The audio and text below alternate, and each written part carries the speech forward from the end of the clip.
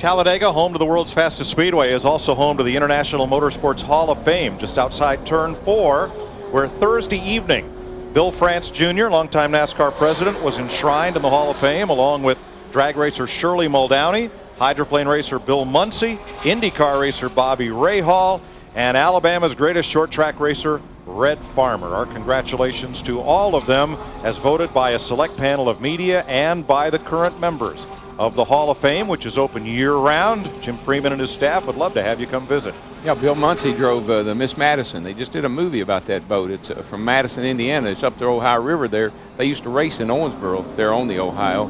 And, of course, Red Farmer, like I say, I raced against him when he was a kid.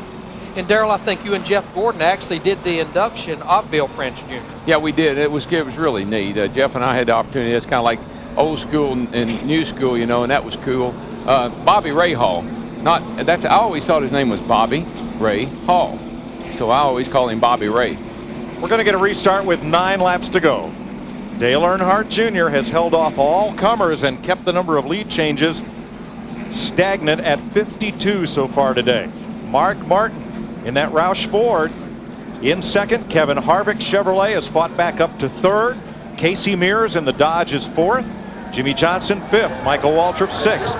Jeff Gordon, Jamie McMurray, Robbie Gordon, and Jeff Burton the top 10. Pace truck is in. It'll be a 9-lap shootout. This has definitely been one of the most important restarts for all these guys all day long. Everybody watching who might lag back on it.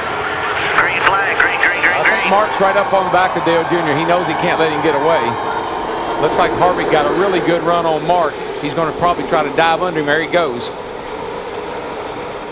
It looks like Mark Martin's going to get left on the high side as Casey Mears in the 41. He wants to follow Kevin Harvick.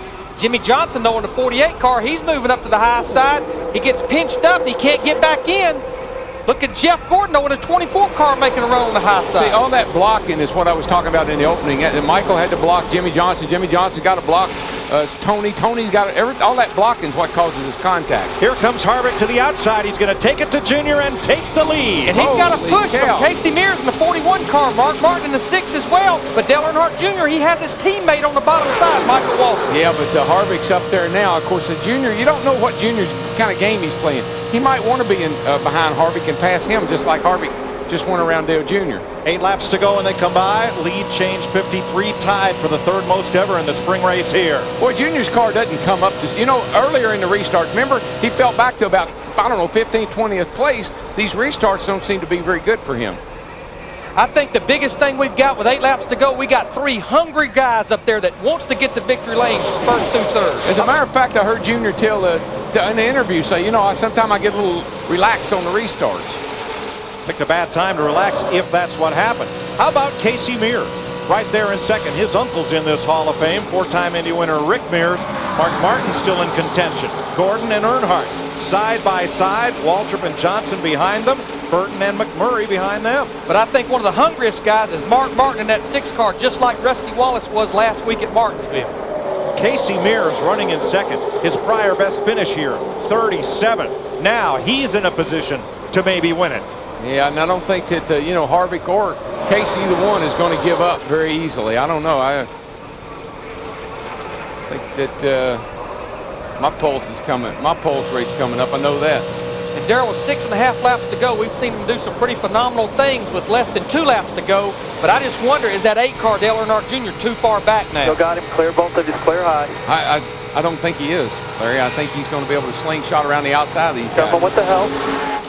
There he comes. He has his teammate, Michael Waltrip, in the 15 car with him. Car seems to be a little lazy on the restart, but I think he really wants to be right where he is. You're clear. Michael's coming with you. He's clear too. Both of you are clear. Uh-oh, Harvick has no friend. Keep him coming. You got Jeff Gordon looking up the middle. You made it wrong, Darrell. It only took him a half a lap. Oh, man, I can't believe Junior dove down and left Michael hanging. 9's on the bottom by himself, 2 wide behind the 29. And Michael Waltrip's backing up. He's back to about 10th spot. Yeah, well, he and Dale Jr. are up on the outside together. I mean, we got 140,000 people here with 5.5 laps to go. Nobody's sitting down. Whoa, Gordon way to the bottom of the racetrack, and Jimmy Johnson comes right up the bumper of Dale Earnhardt Jr., and Gordon gets the lead. But can he keep it? No, he can't. but the 8 car is just so strong they can make a run on him, and obviously they can get to. Oh boy, that was almost a disaster. Yes, that looked it like was. a Tony Stewart deal there. 5 laps to go this time. Well, I got to say, this is the best race I've seen here in a long time. Daryl, Dale Earnhardt Jr., that 8 car was sideways off turn 4. I don't even think he ever got out of the throttle. Couldn't. No, lifters or losers here. That's it. Robbie Gordon in the mix now in 5th place, that bright orange singular car. Trying to get up with his teammate. Kevin Harvick. But look at the outside line. Jamie McMurray in the 42 car. Michael Waltrip in the 15. He's fighting his way back up. Gordon inches ahead. Right there is where Junior is so strong. Sailing off into the trouble. turn. 1 car around, and it's Brian Vickers. All right, the caution is out, and we are past the red flag lap. We are past the red flag lap. Remember, the field was frozen when the caution flag came out. And who at that moment was the leader? We'll have to go back and see. It would be obviously either Dale Earnhardt Jr. in the 8 or Jeff Gordon in the 24. Brian Vickers able to drive away after bringing out the 11th caution of the day in turn 3. Well, there's no debris. There's no problem with the racetrack. I mean, I can't imagine we can't get this thing back started here with 4 laps to go. The field is frozen at the moment of caution, which NASCAR defines as when the flag waves or the lights come on. They have scoring loops around the track to look at positions of the various cars and video replays to aid them in resetting the field. Can they reset it in time? Yeah, and based on the last couple of restarts with the 8 car Dale Jr., I don't know. I don't know if they have to go green, white checker if he can get up to speed as quick as some of these other guys seem to be able to.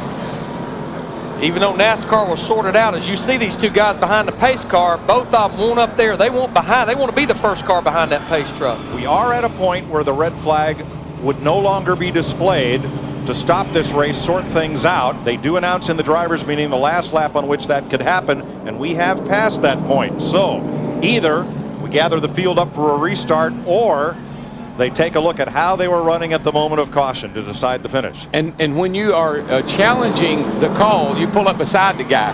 So how many challenges do we have here?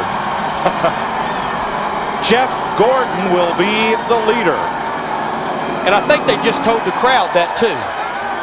Scoreboard is not yet changed to reflect that, but that is what we're being told as of the moment of caution.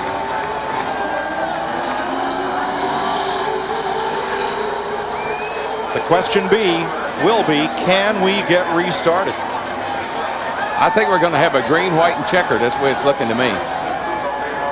Well, to do that, Darrell, they'd have to give 1 to go when they come past the start line, and we're not seeing that indication. Yeah, this is We're now on 3 to go. we can come by the next time, and I don't know. Don't look like we're going to make it. If they give them 1 to go next time, that means we would have a 1-lap shootout. Yeah, it'd be Now, green, there's white, Brian Vickers. Watch the 25 on the right of your screen. He gets squeezed in there, and he gets loose, and he gets down in the side of the 41 car, Casey Mears. Boy, Michael Waltrip, the 15, Ricky Rudd, the 21, just Ricky, getting by. I think Ricky may have eclipsed him.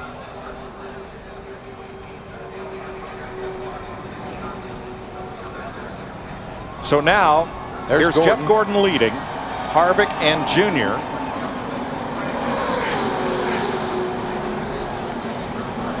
Yeah. The car is sideways.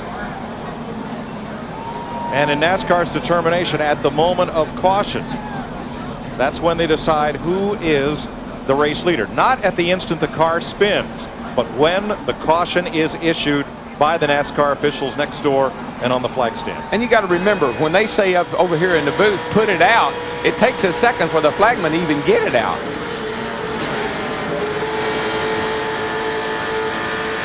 There you see right there, the yellow lights were on.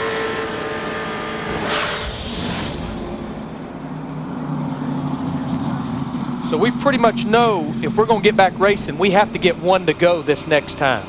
Oh boy, that could be disastrous. And for that to happen, NASCAR needs to make sure that the track is clear and that the field is aligned. I don't know. 27 lead Looks lap like cars. looks like the flagman is pretty well committed to the yellow flag. I don't see him going for the green. So we'll be on 2 to go this time.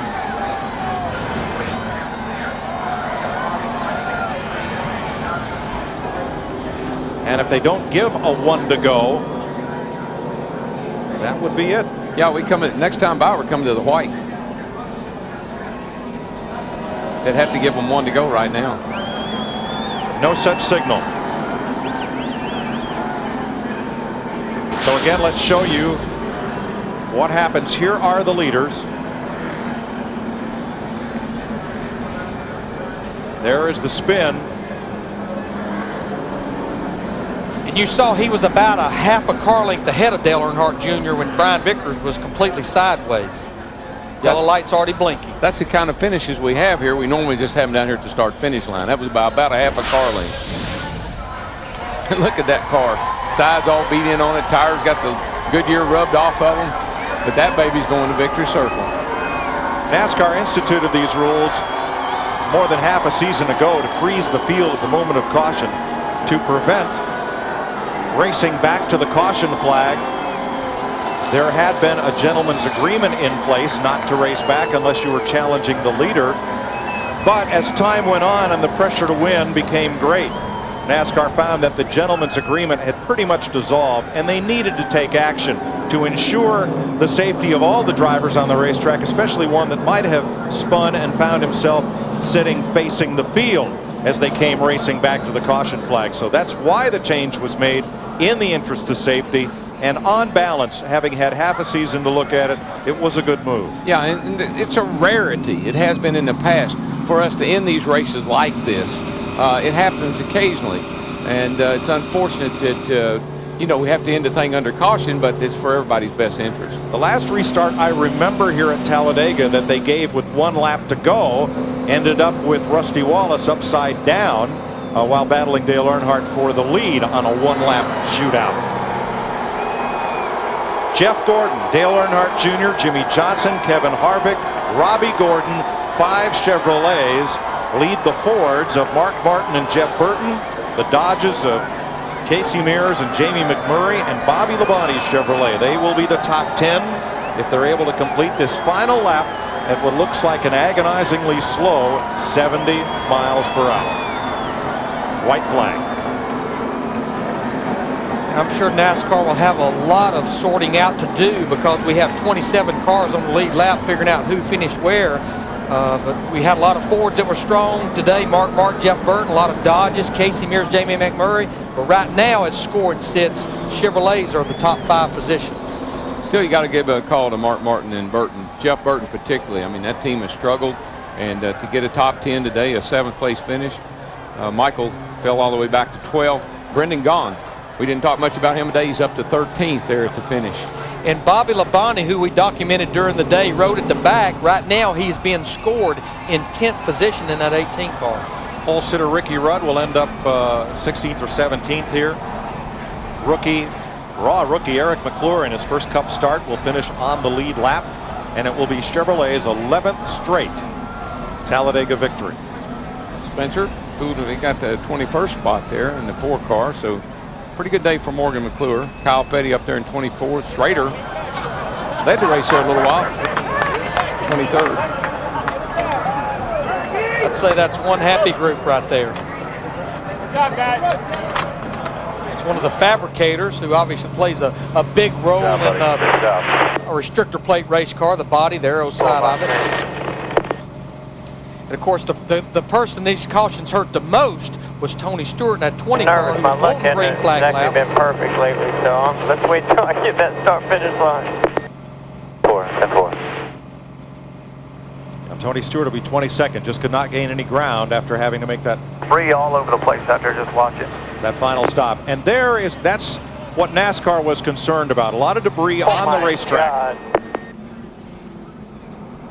Probably all Budweiser cans. However, that debris has come from that section of the grandstand. That's a sad commentary. The fans, of course, they want to see a green flag finish. Safety of the drivers, though, is paramount. And Jeff Gordon will win the Aaron's 499 over Dale Earnhardt Jr., Jimmy Johnson, Kevin Harvick, and Robbie Gordon. Go. Jeff Gordon, whose luck this season hasn't been what he wished for, he was lucky and good. Unbelievable, baby. Unbelievable.